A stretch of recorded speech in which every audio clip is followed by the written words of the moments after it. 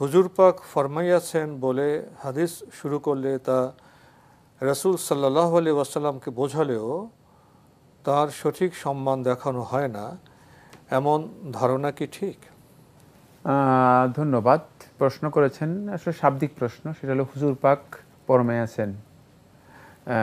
এই শব্দ দিয়ে যদি রাসূল সাল্লাল্লাহু আলাইহি ওয়াসাল্লামকে বোঝানো হয়ে থাকে, মানে এটা কতটুকু যৌক্তিক অথবা যথার্থ হবে। আসলে আল্লাহ রাসূল সাল্লাল্লাহু আলাইহি ওয়াসাল্লামের তার বক্তব্য কোট করার জন্য অথবা তার নির্দেশনা তুলে ধরার জন্য সবচেয়ে উত্তম শব্দ যেটি হচ্ছে সেটা হলো আল্লাহ রাসূল সাল্লাল্লাহু আলাইহি ওয়াসাল্লাম অথবা রাসূলুল্লাহ সাল্লাল্লাহু আলাইহি ওয়াসাল্লাম বলেছেন, রাসূলুল্লাহ সাল্লাম ফরমায়েছেন, রাসূলুল্লাহ সাল্লাম ইরশাদ করেছেন। এটা সবচেয়ে উত্তম শব্দ। মানে এই পরবর্তী যে শব্দগুলো হুজুর পাক, তারপরে নবী পাক, তারপরে এই মানে হজরতে পাক, মানে এই শব্দগুলো সবগুলো মূলত পরবর্তী সময়ে মানে এগুলো তৈরি করা হয়েছে বা পরবর্তী সময়গুলো ব্যবহার করা হয়েছে। ফার্সি বা উর্দুতে বিভিন্নভাবে ব্যবহার করা হয়েছে। এগুলো দিয়ে বোঝানো হয়, কিন্তু রাসূলুল্লাহ সাল্লাল্লাহু আলাইহি ওয়াসাল্লামের সম্মান এবং মর্যাদা রিসালাতের সাথে যত বেশি মানে মর্যাদা বুঝায়, সেটা অতটুকু মর্যাদা আসলে বোঝা যায় না, অতটুকু মর্যাদা পর্যন্ত পৌঁছতে পারে না। এই জন্য আমরা দেখতে পাই যে মুহাদ্দিসিনে কেরাম তখন হাদিসের বর্ণনাগুলো উল্লেখ করেছেন, তখন তারা কিন্তু ক্বাল রাসূলুল্লাহ সাল্লাল্লাহু আলাইহি ওয়াসাল্লাম, ক্বাল রাসূলুল্লাহ ইন্না নবী সাল্লাল্লাহু আলাইহি ওয়াসাল্লাম ক্বাল, রাআইতু, সাহাবায়ে কেরাম যখন বর্ণনা করেছেন রাআইতু রাসূলুল্লাহ সাল্লাল্লাহু আলাইহি ওয়াসাল্লাম। সুতরাং রাসূল সাল্লাল্লাহু আলাইহি ওয়াসাল্লাম, এটা সবচেয়ে উত্তম মানে সুন্দর একটা শব্দ।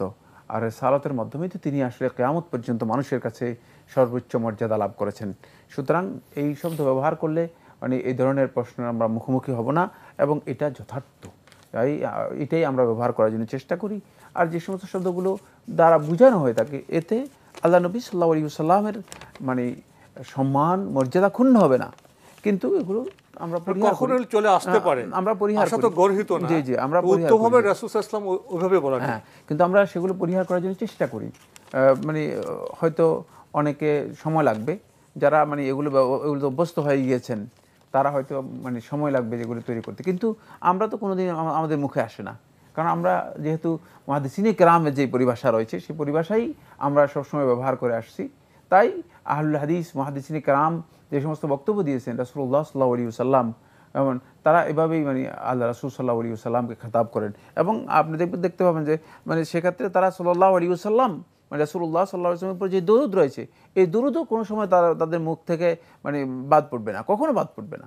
কারণ এটা মানে এমন যে এটা একেবারে আল্লাহ নবী সাল্লাল্লাহু আলাইহি ওয়াসাল্লামের সাথে এটা মিশে গিয়েছে, সাল্লাল্লাহু আলাইহি ওয়া আলা আলিহি ওয়াসাল্লাম, মানে এটা একেবারে মিশেই গিয়েছে। সুতরাং ইমানদার ব্যক্তিগণ এইভাবে একটা প্র্যাকটিস করা দরকার, যাতে করে ইমানদার ব্যক্তিরা যখনই নবী সাল্লাল্লাহু আলাইহি ওয়াসাল্লামের নাম আসবে তখন এভাবে মানে তারা নিজেদের উপস্থাপনাকে এভাবে তৈরি করবে।